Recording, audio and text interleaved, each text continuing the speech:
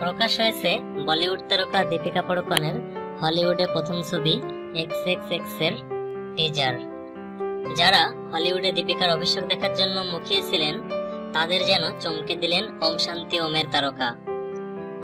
মাত্র 13 সেকেন্ডের টিজারটিতেই বাজিমাত করেছে 3X সিরিজের নতুন ছবি X X X the return of Xander Cage. ক্ষণিকের উপস্থিতিতেই ছবিটি দেখার উৎসাহ বাড়িয়ে দিয়েছেন ভিন ডিজেল ও দীপিকা। টিজারে রয়েছে ভিন দীপিকার ঘনিষ্ঠ মুহূর্ত থেকে শুরু করে পেকো তারকার অ্যাকশন স্টান্টও। ট্রেলার মুক্তির ঠিক 2 দিন আগে নিজের ফেসবুক প্রোফাইলে টিজারটি প্রকাশ করলেন দীপিকা।